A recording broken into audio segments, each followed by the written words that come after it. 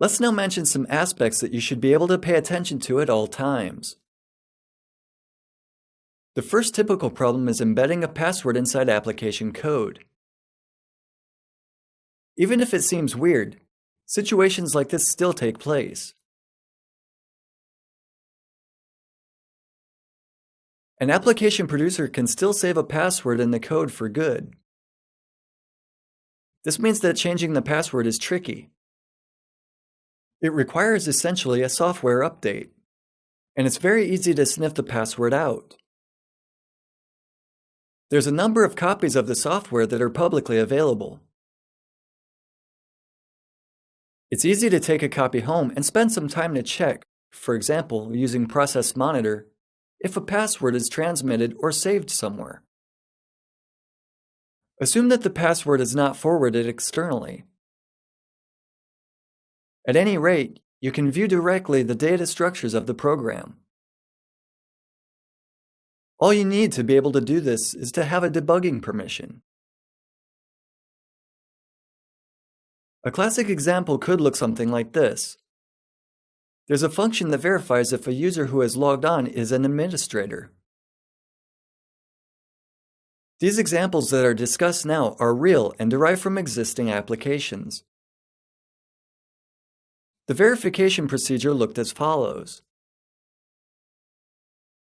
The password was TR45JHNM1S ! Or a similar value.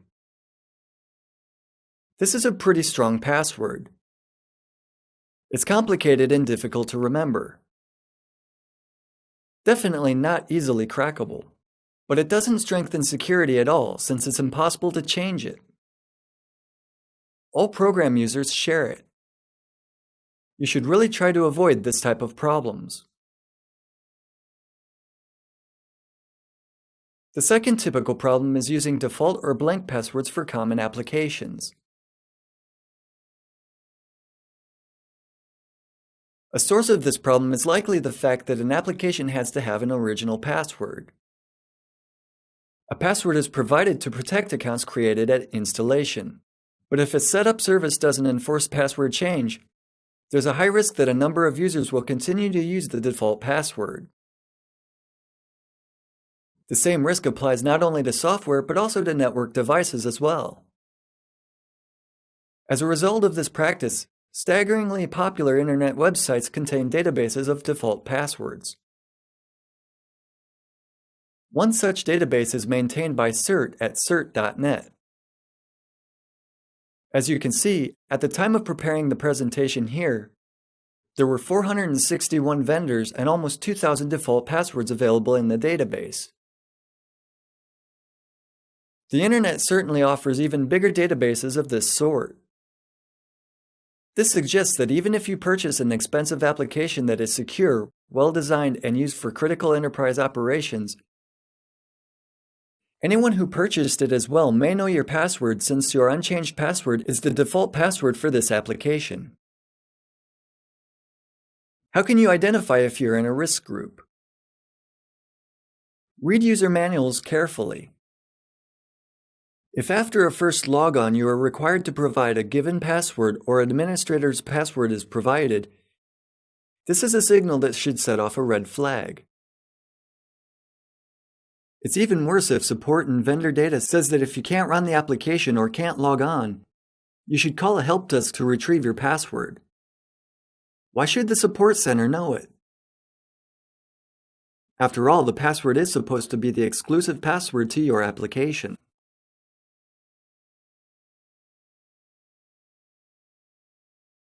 A lesson to be learned is that it's vital to change passwords in everything run in your networks. In all programs, web applications, routers, and managed switches. If you neglect this, the security level of your system will practically drop to zero. The third source of the threat is requiring administrative permissions. This is a widespread problem that has recently, thankfully, started to be addressed by software producers. This is partially due to the advent and popularity of 64-bit systems. A number of programs, including those produced by major producers and companies, can only be run in Windows by an administrator. The programs in question aren't simply low-level programs that can be assumed to need the permissions for some reason. For example, a CD emulator. This category can even include image editing software that for some reason won't run unless it's granted administrative privileges. This usually is due to some programming bugs in the application. The bug could potentially look something like this. A program wants to access a selected text file. Nothing unusual. Programs read and write to files all the time. But for whatever reason, this program demands full control access. Even though it only requires the read, write, and exit permissions, it demands to be granted all existing permissions. Default folder ACL lists are usually determined in such a way that gives a standard user the permission to modify folders, but not to have full control over them. This user can't, for example, take ownership of a folder. Because the above portion of the code is included in the program for no reason, the program doesn't run under standard user permissions. Most programming bugs originate in applications attempting to refer to files, folders, or system registers that specific users do not have permissions to access. If a software producer does not plan on patching the problem, you can do it on your own. Sysinternal suite tools will be helpful in this. Process Explorer in particular, as well as Process Monitor. In one of the earlier lectures, Process Monitor was covered extensively. When you run this utility, you'll be able to monitor all activity of a selected process, in this case, of this program. You'll know what registry keys and what folders the program tries to access and see if the attempts were successful or failed. If there's an error, you'll be able to see if it's a permissions error. If it is, simply grant it appropriate permissions to specified registry keys and folders. The program should operate without problems after that. Until you do this, the program will not be secure. One of the most common problems is that applications have a longer lifetime than operating systems. Few of us still use a 10-year-old operating system. In the world of computers, 10 years amounts to 50 years in the automotive industry. You don't come across running cars that are 50 years old. Users have grown so accustomed to it that they don't even think of updating it or replacing it with a newer model. It's become a fixed value in an enterprise. This means that we will not be able to update the environment in which it operates. Sooner or later, it might turn out that the application only runs on specified systems or runs on a newer edition of the system, but, for example, without Service Pack 3. You've previously witnessed that earlier Windows systems, Windows XP, not legacy editions, are vulnerable to a number of attacks. User credentials are likewise not well protected.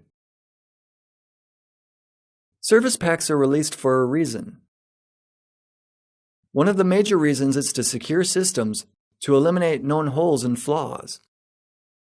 Their role is not to add to system functionalities. This is done by feature packs.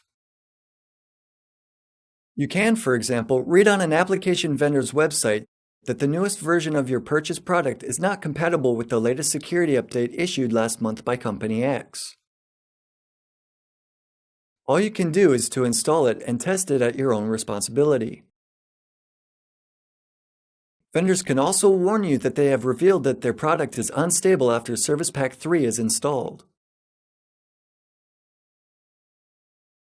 If this is the case, you should get rid of the application as soon as possible. This is the only way to convince software manufacturers to respect their customers and to show consideration for your security. This module presented some typical problems, focusing on problems related to application security. We've assumed that an administrator will not overlook critical problems and threats of this sort. and we'll know how to react to them. Or at least we'll know that the problem requires quick steps to solve it. Thank you.